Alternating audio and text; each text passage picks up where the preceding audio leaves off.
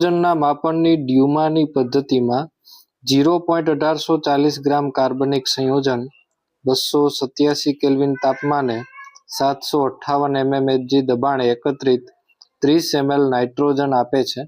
સંયોજનમાં નાઇટ્રોજનનું ટકાવાર સંઘટન આપણે શોધવાનું છે. સૌથી પહેલા તો જે વસ્તુ આપણને આપેલી છે એ બધી લખી લઈએ. કાર્બનિક સંયોજનનું દળ, તો આખા સંયોજનનું દળ, તો સંયોજનનું દળ આપેલું છે 0.1840 ગ્રામ.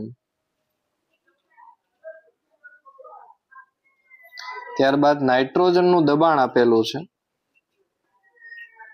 N2 નું દબાણ, તો N2 નું દબાણ આપેલું છે 758 mmHg.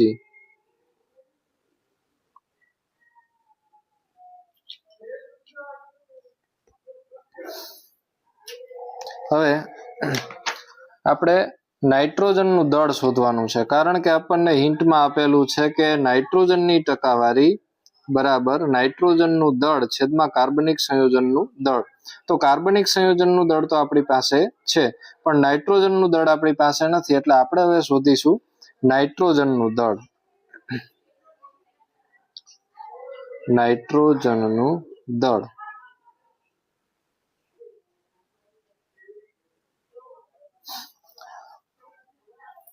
આદર્શ વાયુ સમીકરણ પ્રમાણે PV = nRT. તો અહીંયા મોલની જગ્યાએ હું મોલ બરાબર દળના છેદમાં અણુભાર આપણે લખી શકીએ, એટલે PV બરાબર n ની જગ્યાએ લખશું દળ, એટલે W છેદમાં અણુભાર એટલે mRT.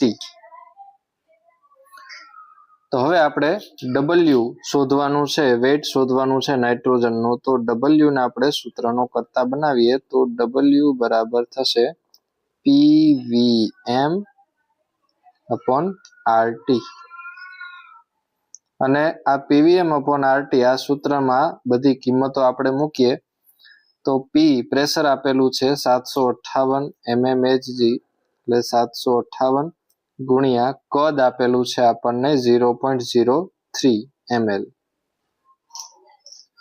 ઇન્ટુ નાઇટ્રોજનનું અણુભાર N2 નો અણુભાર થશે 28 યુનિટ છેદમાં R ની કિંમત આપણે અહીંયા લેશું mmHg માં દબાણ છે, એટલે R ની કિંમત લેશું 62.36